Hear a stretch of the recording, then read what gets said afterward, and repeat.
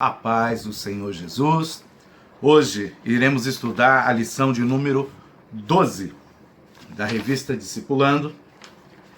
O título da nossa lição é Sendo um discípulo de Jesus. O nosso texto base está em João, capítulo 15, do versículo 1 ao 11, que diz assim: Eu sou a videira verdadeira, e meu pai é o lavrador. Toda vara em mim que não dá fruto, atira e limpa toda aquela que dá fruto, para que dê mais fruto. Vós já estáis limpos pela palavra que vos tenho falado, estáis em mim, e eu em vós. Como a vara de si mesma não pode dar fruto, se não estiver na videira, assim também vós, se não estiverdes em mim.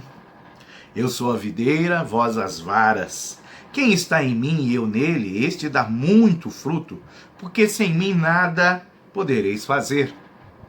Se alguém não estiver em mim, será lançado fora, como a vara, e secará. E os colhem e lançam no fogo e ardem.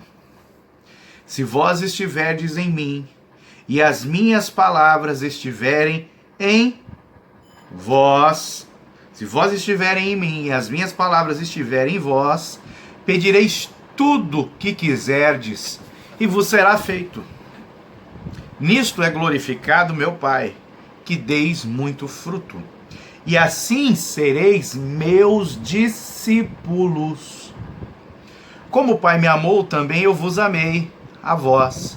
Permanecei no meu amor.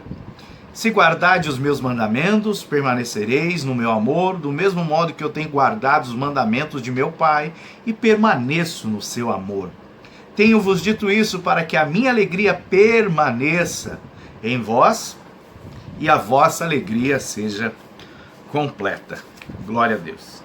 Esse texto é uma ilustração onde Jesus usa a tipologia da videira, a tipologia agrícola do contexto, cultural e econômico da época em que ele vivia, para nos ensinar o que é ser um discípulo. E eu preciso identificar alguns personagens e a forma de atuação desses personagens nesse texto para poder compreender e desfrutar dos benefícios de ser um discípulo do Senhor Jesus. Lembre-se que tudo está ligado ao entendimento.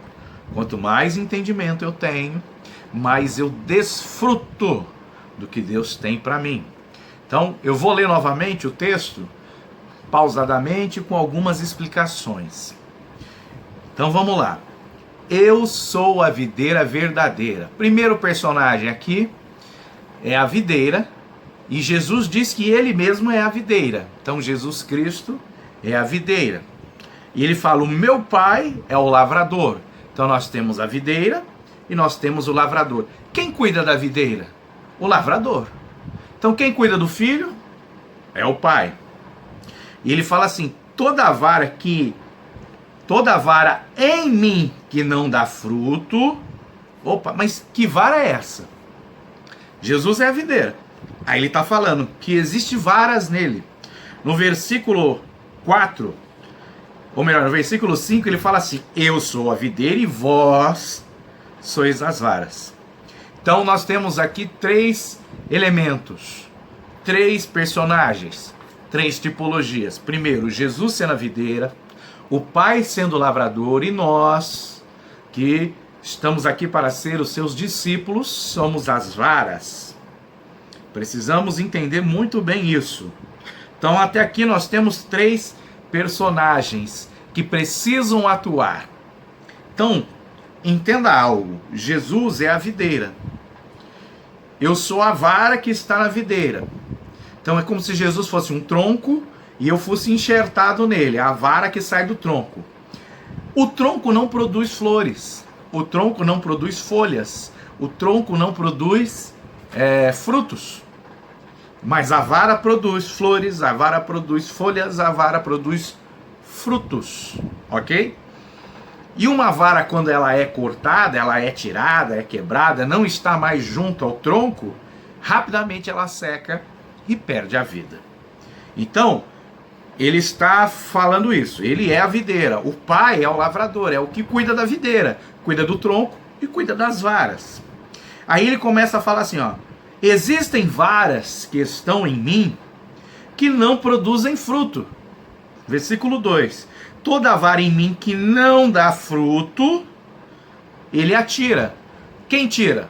O lavrador, o pai. Aquele que cuida do tronco e das varas, o lavrador, o pai, ele vai verificar que existem varas que não estão produzindo frutos. E ele vai tirá-las. Por quê? Porque está ocupando o lugar de outra vara que poderia dar fruto. Entenda essa tipologia que Jesus deixou para nós como ensino de discipulado. Então, existe hoje muitas varas que estão enxertadas no tronco Jesus Cristo. Traduzindo, existem muitas pessoas que estão dentro das igrejas que não produzem frutos. Elas produzem folhas. Elas produzem flores. Elas têm dons. Elas têm palavra, parecem crentes, falam como crente, têm dons espirituais, mas não produzem frutos. Sabe o que vai... existe uma grande diferença entre flor, entre fruto e entre folha. Existe uma grande diferença. Exemplo, a Bíblia fala lá em Apocalipse que as folhas da árvore da vida vão produzir cura para as nações. Então existe cura nas folhas. Lá em Cantares fala que o tempo de cantar chegou, né? As flores floresceram, começaram a florescer as flores, o jardim ficou, né, maravilhoso lá em Cantares 2. O tempo da rola cantar chegou, né? Floresceu, os dons espirituais começaram a aparecer.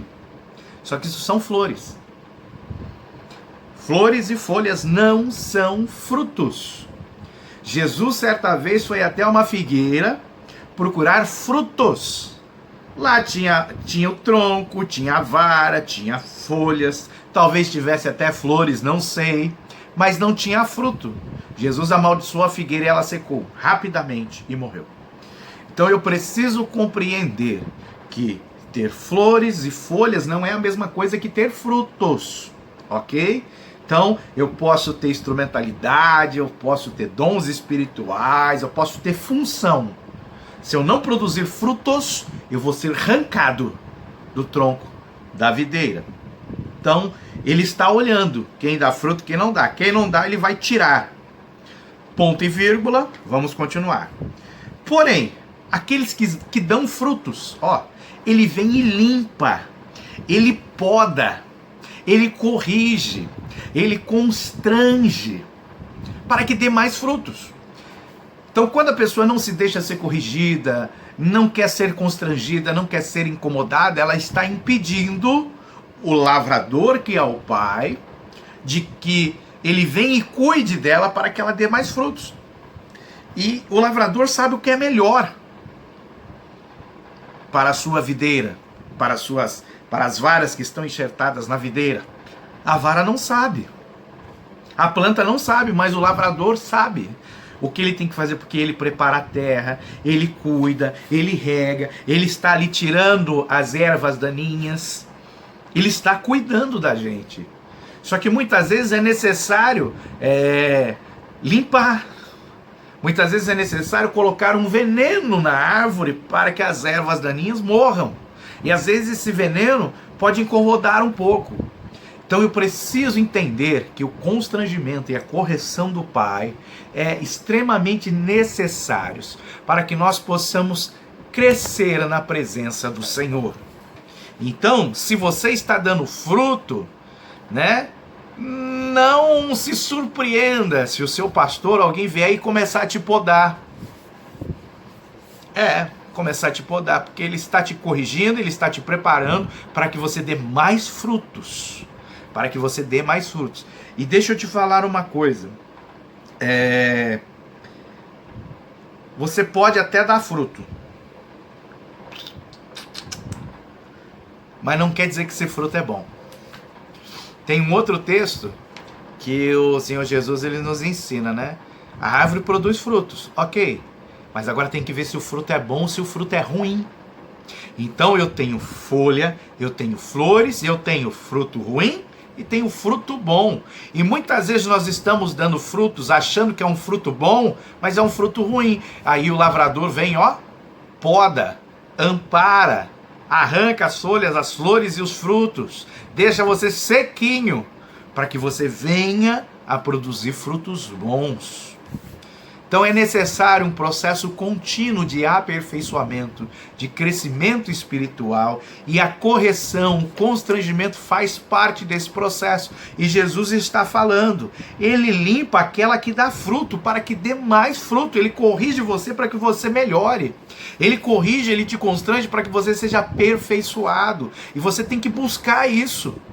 Porque senão você vai ficar na mesmice, não vai saber onde está errando, não sabe que se o que você está produzindo é bom ou ruim, você acha que é e talvez não seja. Porque nem tudo que você faz quer dizer que é a vontade de Deus. Muitas vezes você faz por fazer e não sabe se é a vontade de Deus. Aí você acha que você está produzindo muito, está fazendo muito, só que talvez não seja essa a vontade de Deus para a sua vida. Talvez seja você produzir pouco, pouquíssimo, mas com a qualidade que Deus deseja. Porque que adianta você ganhar o mundo e perder a salvação? Que adianta você ganhar milhares de almas e perder a sua salvação? Então eu tenho que tomar muito cuidado e entender que a correção do Pai, a limpeza da vara, a poda da vara, né, o constrangimento, demonstra o amor do Pai a mim. E lá na frente a gente vai ver se nós permanecermos nesse amor, se nós permanecermos no versículo 9, se nós permanecemos com o constrangimento, se nós permanecemos com a correção, quer dizer que o amor de Deus permanece em mim, ok? E olha que interessante, né? Então temos o Pai, que é o lavrador, o Filho que é a videira e nós que somos as varas. A obrigação de produzir fruto é nossa, tá? Não é do Espírito Santo, não é de Jesus, não é do Pai, é nossa. Nós temos que produzir frutos para o reino. E olha como que ele fala que nós somos limpos.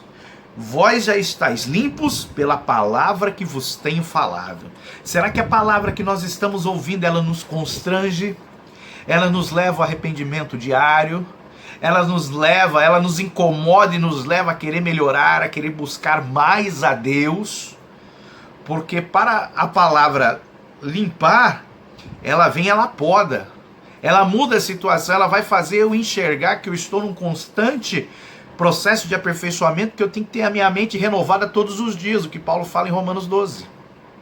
Então a palavra, ela tem que causar impacto, ela tem que me confrontar, ela tem que me constranger e me tirar da situação de acomodação. A palavra tem que me dar a direção, a palavra tem que abrir meus olhos para eu começar a julgar se o fruto que eu estou produzindo é bom, se é ruim, será que o que eu estou fazendo é a vontade de Deus ou é a minha? Ou é a vontade de homens, ou estou fazendo para agradar a homens? Então é a palavra é a direção, e a palavra ela constrange. Ela toca na ferida e ela faz você melhorar. Porque uma das formas, quando a gente estuda até planejamento estratégico, estratégias empresariais, estratégias de guerra, uma das coisas a ser identificadas são aquilo que nós chamamos de pontos fortes e pontos fracos. Por que eu identifico um ponto fraco? Para poder melhorá-lo.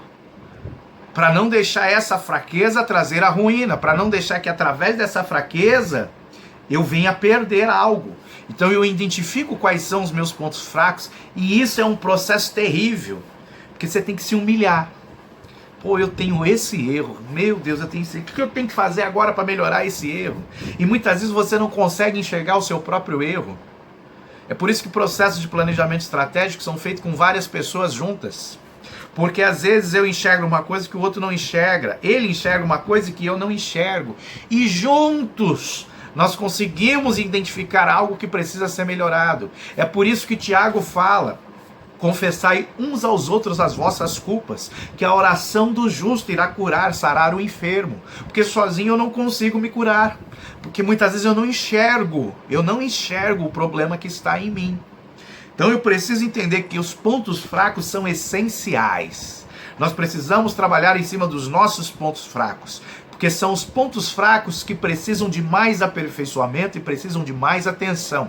Os pontos fortes são pontos positivos, que eles precisam também de uma limpeza para melhorar a qualidade e produzir mais fortemente. Então eu preciso ter essa consciência. Quais são meus pontos fracos? Eu tenho que trabalhar em cima deles. Quais são os meus pontos fortes? Eu tenho que potencializar. E é isso que o Senhor Jesus está falando. Ó, ponto fraco, corta fora. Corta o mal pela raiz. Não está produzindo? Arranca. Agora identifica os que são bons. Identificou? Agora vamos potencializar, vamos limpar, vamos corrigir, vamos constranger. Porque tem pessoas que não querem expor seu ponto fraco, tem pessoas que não querem que se toque no ponto fraco. Aí não adianta eu ter um ponto forte, sendo que eu tenho um ponto fraco ali que está esquecido, não está sendo trabalhado. Porque é através desse ponto fraco que eu vou perder minha salvação. É através desse ponto fraco que eu vou deixar de conhecer a vontade de Deus para minha vida. Eu preciso entender isso. A exposição do ponto fraco, confessar uns aos outros as vossas culpas, é o que vai levar ao fortalecimento da minha fraqueza. Então, quando eu sou fraco, quando eu reconheço que eu sou fraco, quando eu exponho a minha fraqueza, que eu estou começando o processo de fortalecimento. É por isso que Paulo falou, quando eu estou fraco, eu sou forte. Só que quando eu sou forte, eu estou escondendo as minhas fraquezas, quer dizer que eu sou fraco. E nós precisamos ter esse entendimento. E é a palavra de Deus que vai nos constrangir, vai nos levar a essa reflexão, a essa meditação, para poder aprimorar aquilo que vai nos potencializar a gerar mais frutos bons. Jesus, ele fala no versículo 4, estais em mim e eu em vós. Ou seja, é necessário que eu vá até ele. Tiago, ele fala isso também. Achegai-vos a Deus e ele se achegará a vós. Quem tem que dar o passo é eu. Porque Jesus já morreu na cruz do Calvário por mim. Agora eu tenho que me chegar até ele.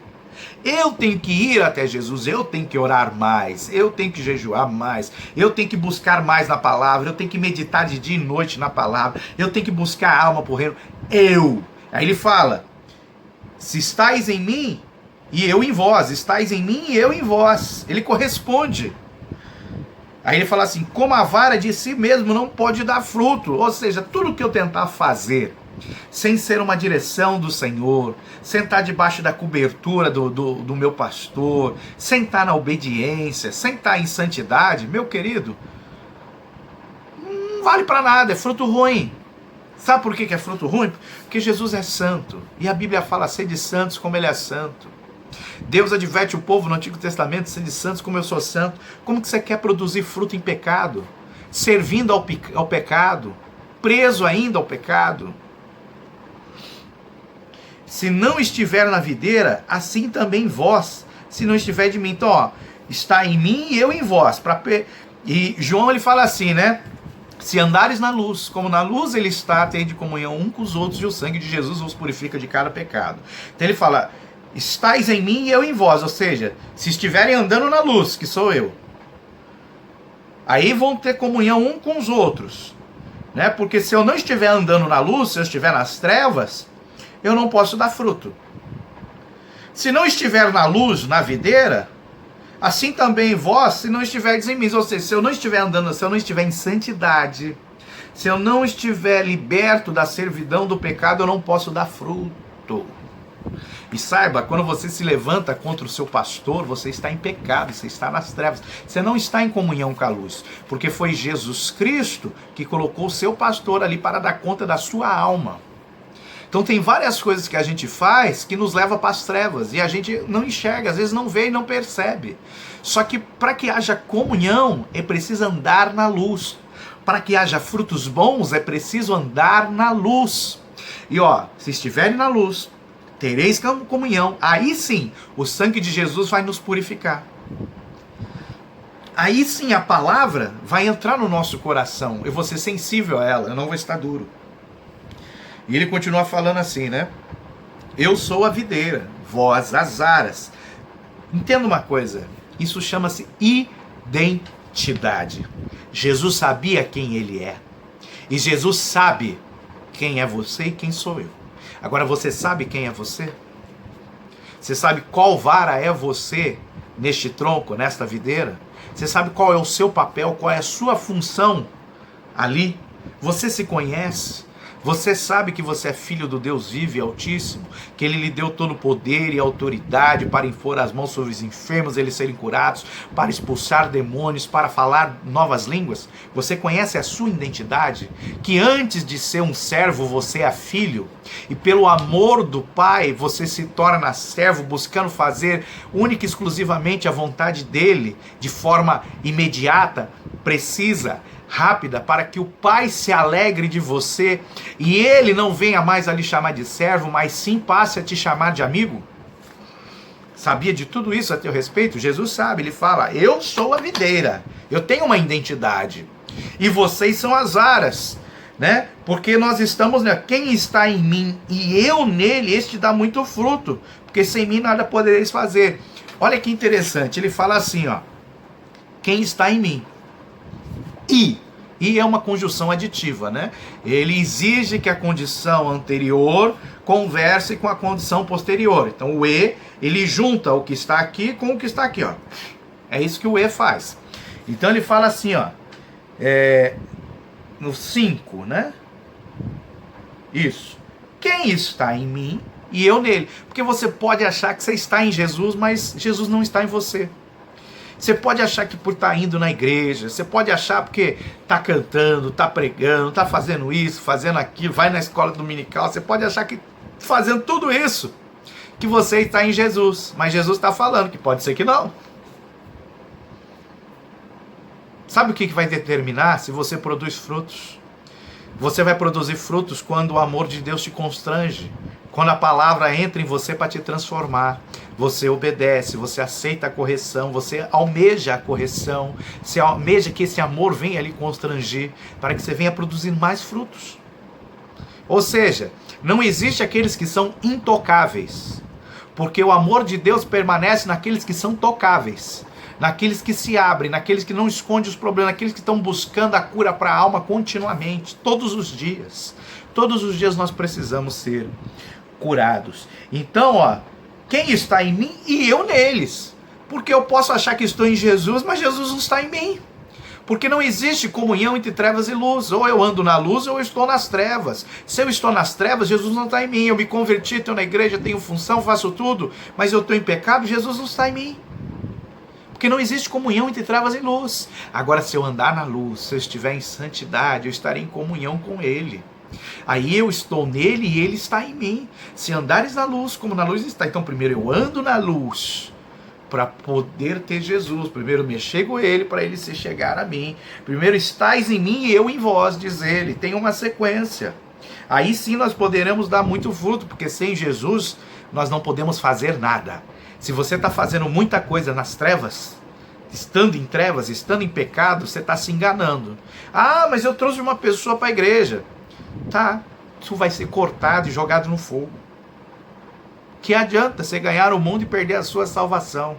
É isso que ele está falando aqui. E o que é isso? É um ensino. Isso aqui é para discípulo. Não é para quem está lá fora no mundo. Isso aqui é para quem já veio para a presença dele e ele está ensinando como que funciona a dinâmica do discipulado. E ele fala assim, ó, se alguém não estiver em mim, ou seja, se estiver andando nas trevas, se estiver na mentira, se estiver murmurando, se levantar contra o seu pastor, se for infiel nos dízimos e nas ofertas, e mais um monte de outras coisas. Se alguém não estiver em mim, será lançado fora, como a vara, e secará. E os colhe e lança no fogo e arde, ou seja, vai perder a salvação. Olha aqui, ó, a salvação pode ser perdida. Tem muitos aí que ficam brigando, né? Uma vez salvo, salvo para sempre, outros não, tal. Não interessa qual é a teologia, o que interessa é o que a Bíblia fala. Ele fala assim, ó, se alguém não estiver em mim, mesmo você achando que está nele, será lançado fora como a vara e secará, e os colhe e lança no fogo e arde. E olha que interessante, né? A vara é colocada no tronco, aí ela produz fruto. Produziu fruto, eu vou lá, limpo ela para que ela produza mais. Começa um novo ciclo, aí ela vai, produz fruto, eu limpo ela e ela produz mais. Aí começa um novo ciclo. Aí ela vai, produz fruto, eu limpo ela E ela produz mais. Aí começa um novo ciclo. Agora, nesse outro ciclo, ela não produziu fruto. Sabe o que vai acontecer com ela? Lá no versículo 2, toda vara em mim que não dá fruto, ela é tirada. Versículo 6, se alguém não estiver em mim, será lançado fora como a vara. Como a vara e secará, e será lançada no fogo. Ou seja, eu posso dar frutos por 10 anos. Chegou no 11º, eu caí em pecado, eu fosse ser cortado fora. Entenda que é um ciclo e é um processo de renovação o tempo inteiro. Você deu fruto, você vai ser podado, você vai ser limpo, para que você possa dar mais, e mais, e mais. Então eu não posso parar.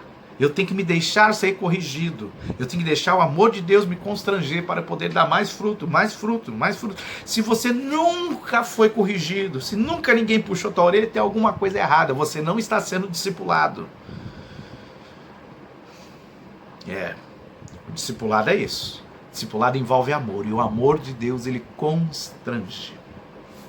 Aí lá no versículo 7, ele fala assim: se vós estiverdes em mim. Ó, ele começou com a parábola da figueira, da videira, do lavrador e da vara. Agora ele já está detalhando. Ele está abrindo um pouco mais. Se vós estiverdes em mim e as minhas palavras estiverem em vós. Ele está dando detalhe do que é permanecer nele.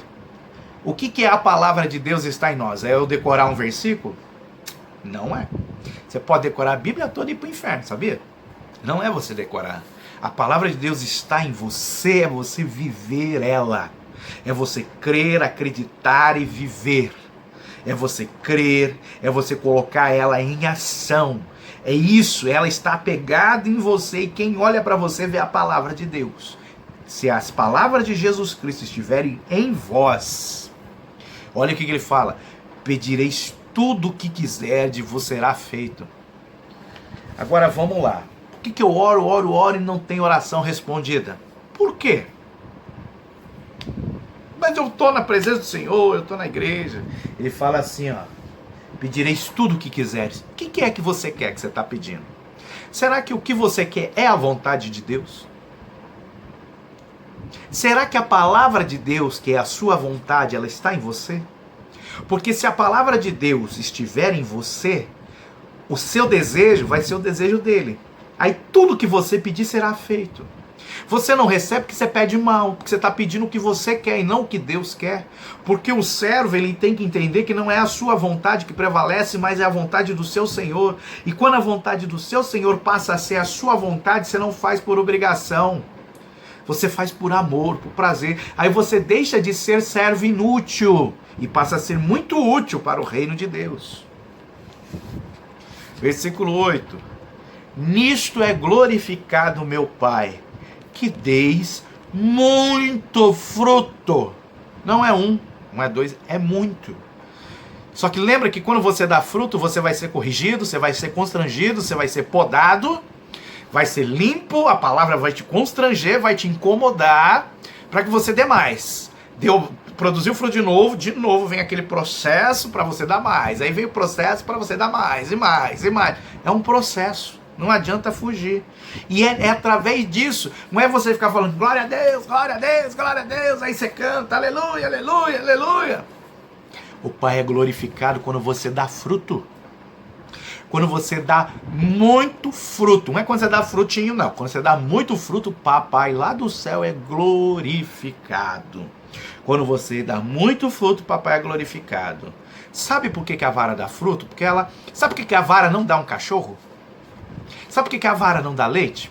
Porque ela tem um propósito e ela cumpre o seu propósito. Quando você descobre qual é o propósito de Deus para a sua vida e o cumpre, você vai estar dando fruto. Muito fruto. Então não adianta você querer ser vara e produzir leite. Não adianta você querer ser vara e querer parir um cachorro. Você tem que ser vara para produzir fruto. Entendeu? Nisto é glorificado meu Pai, que deis muito fruto. Quer dar glória a Deus? Começa a dar fruto. Fazer aquilo que Deus te chamou para fazer. Papai, você tem que ter intimidade, você tem que descobrir o que o Pai quer com você. Aí ele fala, depois que você entendeu tudo isso, você começou a produzir fruto, deixou ser limpado, corrigido, constrangido, depois que você entendeu que você tem que permanecer nele, que isso é um processo contínuo de aperfeiçoamento até a volta de Jesus, que se você falhar, você vai ser lançado no fogo. Depois que você entendeu que para você permanecer ali na videira, a palavra de Deus tem que estar assim, ó, nas suas entranhas e você viver ela cada dia. Aí você vai começar a pedir não segundo o que você deseja, mas segundo o desejo do Pai. Aí o Pai vai começar a ser glorificado através da sua vida, do seu fruto. Aí só assim sereis discípulos de Jesus. Ai, doeu. Caramba, eu tenho que fazer tudo isso aqui para ser discípulo de Jesus? Isso aí, meu amigo. É por isso que Jesus Cristo fala assim: antes de começar uma construção, senta, faz as contas, vê se tu vai conseguir terminar, porque é muito pior você começar e parar no meio do que você nem começar. E é isso que ele falou para os seus discípulos. E é isso que ele está falando aqui, ó. Para que sejais meus discípulos, tu tem que vir do verso 1 até o verso 8. Fazer tudo que está ali, entender o que está acontecendo, entrar nesse processo, ser santo, estar na luz, permanecer dele, viver a palavra dele, produzir muitos frutos bons e não ruins. Ou seja, você tem que ter a vontade, o desejo de Deus no seu coração e não o seu, para assim ser discípulo de Jesus. Ó, começa a pensar isso aí. Aí ele fala assim: como o Pai me amou, porque Jesus fazia tudo isso, também eu vos amei a vós. Permanecei no meu amor. Se deixa ser constrangido, se deixa ser corrigido.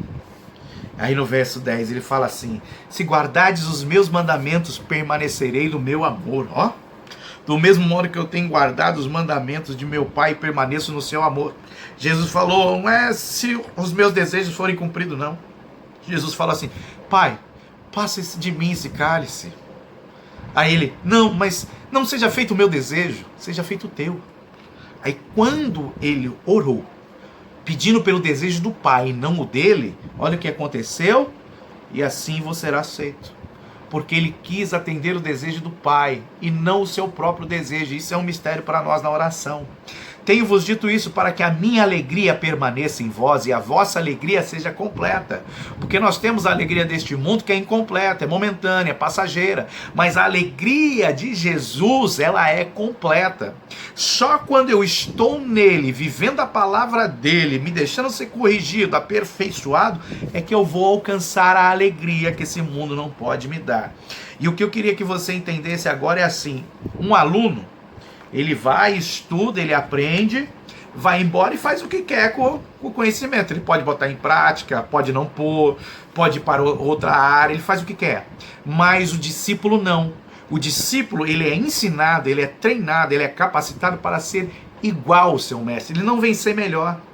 O aluno, ele pode até ultrapassar o seu professor em nível de conhecimento. O discípulo não. O discípulo, ele veio para ser igual ao seu mestre. Por isso que Jesus falou: vocês farão obras maiores do que eu fiz. Ele falou no plural, vocês. Não sou eu, não é ele, porque nós juntos formamos a igreja aqui na terra, o corpo de Cristo. E Jesus, ele teve 3 anos e meio com seu corpo aqui na terra. Nós já estamos há 2000 anos como corpo de Cristo aqui na terra para fazer obras maiores do que ele fez. Eu preciso entender essas coisas. Então o discípulo, ele é treinado, ele é preparado para ser igual ao seu mestre. Jesus sofreu, Jesus foi humilhado. O discípulo é treinado, capacitado para sofrer, para ser humilhado, para passar por aflições, para ser perseguido, mas para ter uma alegria completa em Cristo, porque a palavra de Jesus permanece nele, porque no momento das aflições e tribulações, aquela palavra que entrou na minha vida diz que ele venceu o mundo, tem de bom ânimo, aí eu fico alegre. Porque a palavra entrou em mim e eu vivo de acordo com essa palavra. Eu não deixo o medo tomar conta de mim. Isso é o ser discípulo de Jesus.